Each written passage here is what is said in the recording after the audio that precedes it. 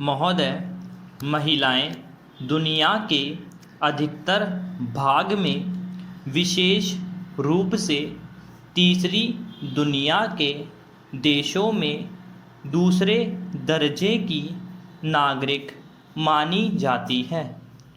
उनकी इस स्थिति का समाजशास्त्रीय और ऐतिहासिक संदर्भों में गहन विश्लेषण किया गया और किया जा रहा है।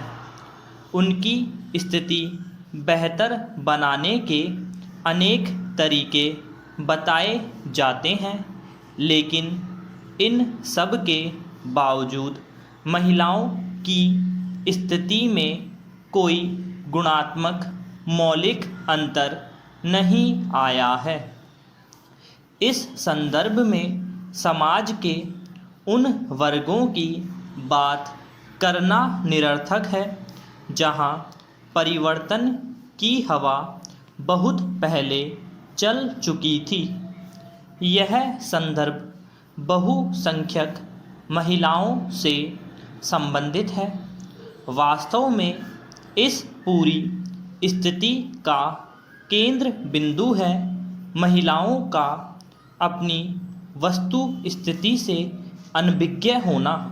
पैरा आम तौर से महिलाओं को यही समझाने का प्रयास किया जाता है कि उनकी श्रेष्ठता की कसौटी उनका दैहिक सौंदर्य, इसलिए इसे ज़्यादा से ज़्यादा मोहक और आकर्षक बनाया जाएगा।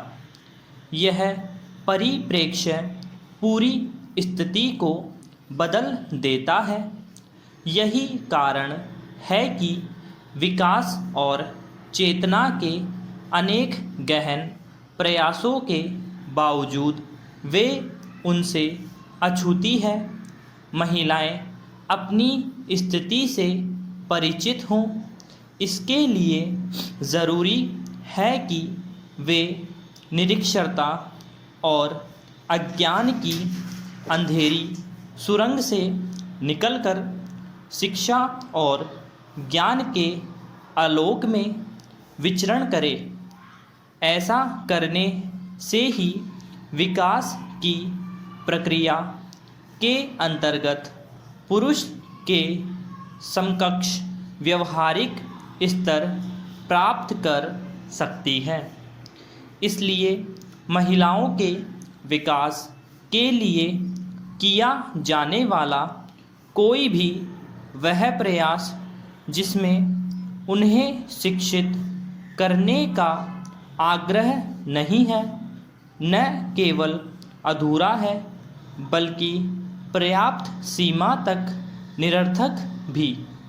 शिक्षा प्राप्त करने के बाद ही महिलाएं अपनी सामाजिक स्थिति का ठीक ढंग से आकलन करने में समर्थ होती है। पैरा शिक्षा के द्वारा प्राप्त ज्ञान चक्षु उन रूढ़ियों के विरोध का साहस देते हैं जो महिलाओं को आगे बढ़ने से रोकती है और जिनकी कोई सामाजिक प्रासंगिकता नहीं है।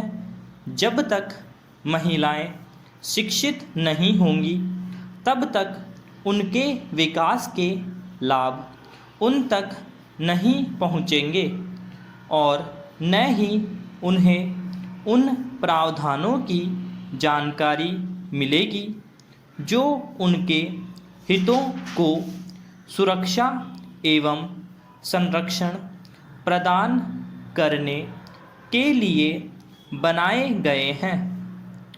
इसलिए यह सामाजिक अनिवार्यता है कि महिलाओं को शिक्षित करने वाले समस्त कार्यक्रमों को सामाजिक विकास की शर्त के रूप में देखा और समझा जाए। आमतौर पर घर परिवार संबंधी निर्णय में महिलाओं की उपेक्षा की जाती है।